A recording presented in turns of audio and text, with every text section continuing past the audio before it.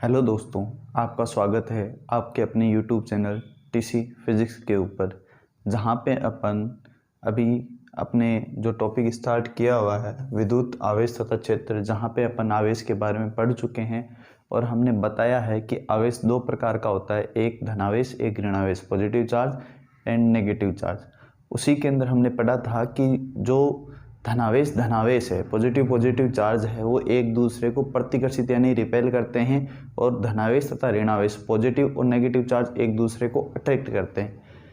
ये एक दूसरे को अट्रैक्ट तो करते हैं, पर किस ताकत से अट्रैक्ट करते हैं, या जो धनावेश है पॉजिटिव चार्ज, वो एक दूसरे को किस ताकत से, किस पावर से रिपेल करते हैं यानी प्रतिकर्षित करते हैं, किस बल से, किस फोर्स से एक दूसरे को अट्रैक्ट या रिपेल करते हैं, प्रतिकर्षित या आकर्षित करते हैं। उस बल का नाम है बच्चों कूलाम बल या कूलाम का फोर्स। इसे अपन कूलाम का नियम बोलते हैं, और अपन बताते हैं इस नियम के अनुसार जो दो पॉइंट चार्ज है, पॉइंट चार्ज का मतलब यहाँ ये है कि अगर कोई आपके पास दो आवेशित गोले हैं,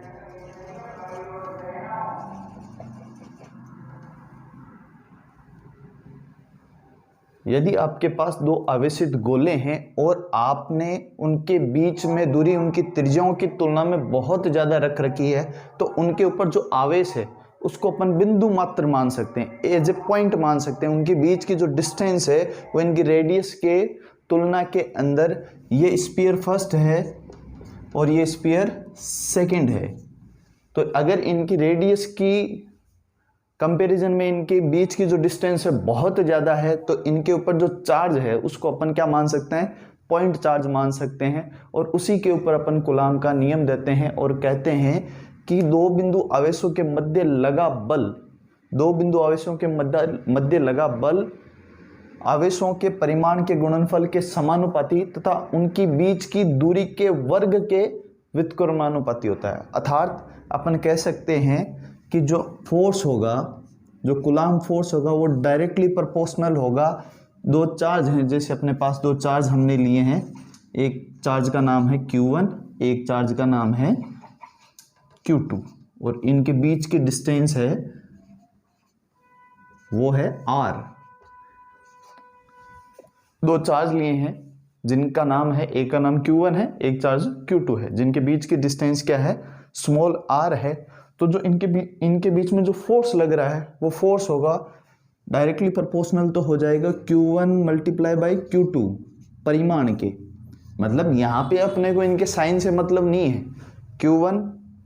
मल्टीप्लाई बाई Q2 यानी इनके परिमाण के तो डायरेक्टली प्रोपोर्शनल हो जाएगा। और इनकी बीच की दूरी, जो बीच की दूरी है इनकी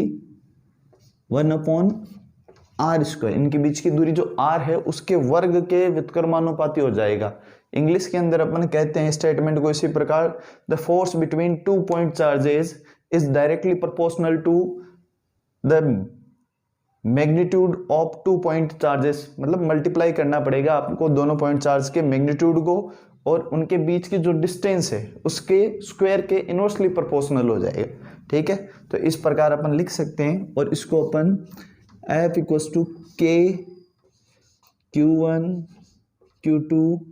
डिवाइडेड बाई R² से डिनोट करते हैं। यहाँ जो K है उसको अपन बोलते हैं समानुपातिक नियतांक, प्रोपोर्शनलिटी कांस्टेंट, जिसकी वैल्यू होती है K equals to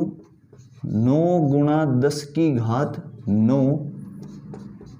Nm² upon C², यानी newton metre square upon coulomb square. ठीक है बच्चों, कि कूलाम का जो नियम है, जो कूलाम फोर्स है या कूलाम बल है, वो क्या कहता है कि दो बिंदु आवेश लिए हुए हैं अपने पास, उनके बीच में जो बल लग रहा है उसका मान होगा उन दोनों आवेशों के परिमाण के गुणनफल के, तो वो समानुपाती होगा, और उनके बीच की दूरी के वर्ग के क्या हो जाएगा, व्युत्क्रमानुपाती हो जाएगा। और इसको अपन गणित के रूप में लिख सकते हैं F बराबर K Q1 Q2 upon R², जहाँ पे जो K है वो समानुपातिक नियतांक है, और K का मान क्या है, 9 गुणा 10 की घात 9 N यानी newton metre square upon coulomb square.